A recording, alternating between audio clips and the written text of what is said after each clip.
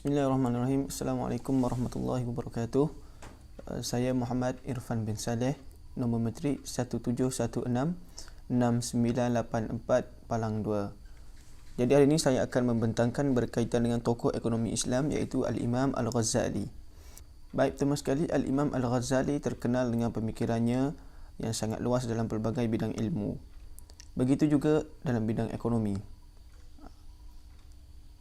Perbahasan tentang ekonomi yang dibawa oleh Al-Imam Al-Ghazali dapat kita temui di dalam kitabnya seperti Al-Ihya Al-Ulumuddin, Al-Mustasfa Mizan Al-Amal dan kitab At-Tib Al-Masbu' fi An-Nasihah Al-Muluk dan lain-lain lagi.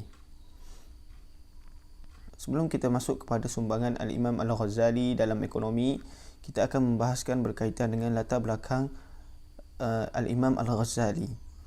Baik, nama Al-Imam Al-Ghazali ialah Muhammad bin Ahmad Al-Ghazali At-Tusi. Beliau lebih dikenali dengan panggilan Al-Ghazali. Manakala kelahiran beliau dilahirkan pada 1058 Masihi bersamaan 450 Hijrah di Ghazalah yang terletak di pinggir Bandar Tusi di wilayah Khurasan iaitu di Parsi. Manakala gelaran Al-Imam Al-Ghazali antaranya Abu Hamid. Yang kedua, gelaran beliau juga ialah Hujjatul Islam.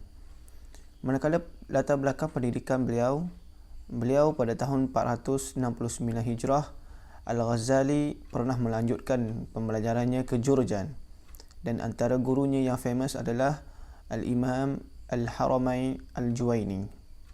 Manakala berkaitan dengan karya beliau sebelum meninggal dunia, Al-Ghazali telah mengarang beratus kitab, antaranya ialah Al-Ihya Al-Ulumuddin, Al-Mustasfa, Bidayah Al-Hidayah dan lain-lain lagi. Baik, kita masuk kepada sumbangan Al-Imam Al-Ghazali dalam bidang ekonomi Islam. Pertama sekali, sumbangan Al-Imam Al-Ghazali kepada kewangan. Al-Imam Al-Ghazali pernah mengemukakan beberapa pandangan berkaitan dengan fungsi kewangan dalam ekonomi.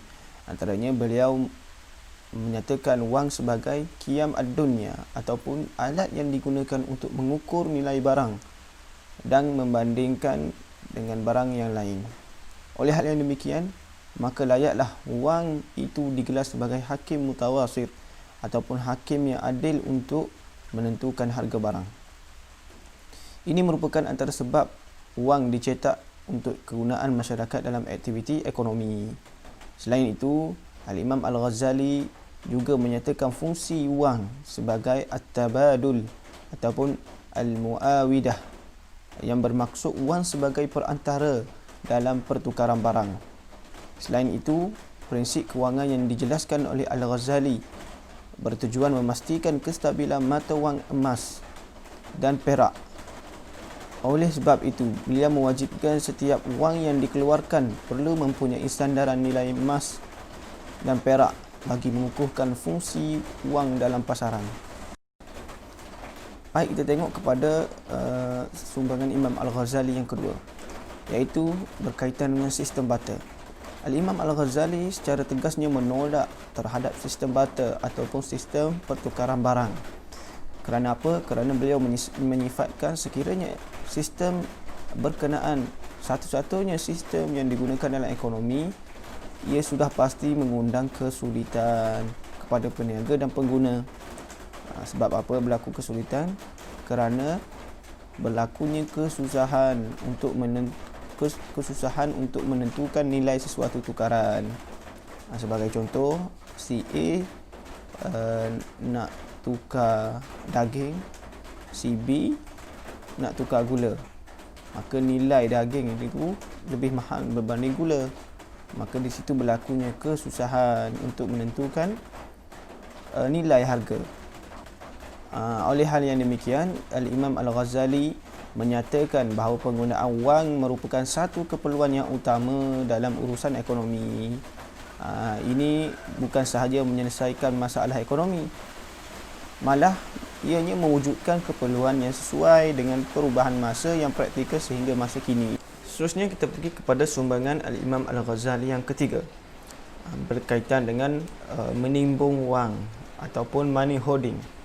Al-Imam Al-Ghazali menolak sekeras-kerasnya aktiviti penimbunan wang kerana tindakan ini boleh sahaja menghilangkan fungsi wang tersebut.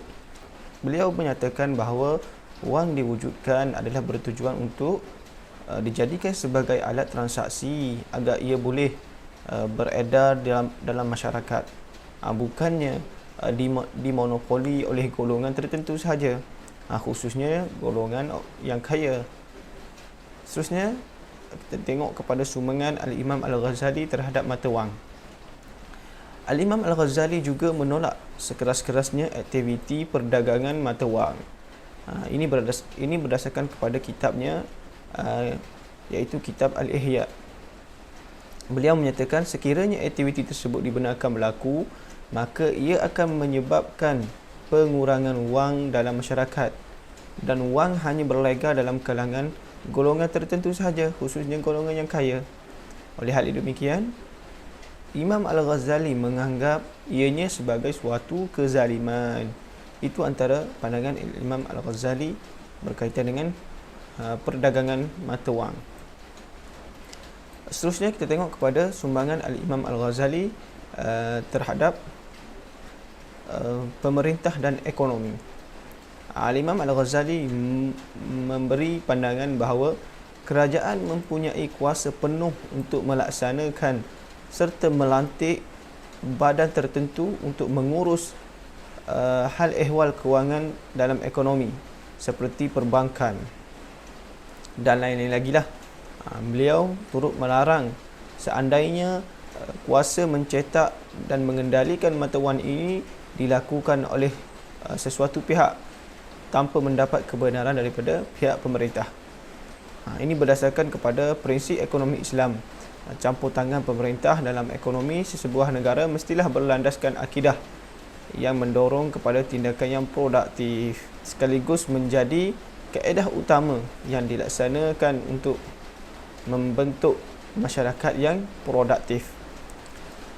Sebagai kesimpulannya, dapat disimpulkan bahawa Al-Imam Al-Ghazali merupakan salah satu pemikir yang hebat dalam bidang ekonomi Islam.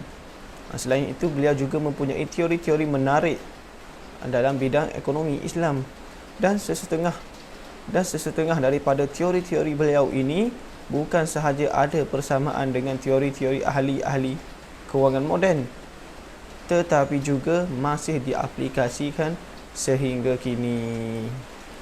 Itu saja daripada saya. Jadi saya memohon maaf jika sekiranya ada sebarang kesilapan ataupun sebarang kekurangan daripada pihak saya sendiri. Wallahu a'lam. Assalamualaikum warahmatullahi wabarakatuh.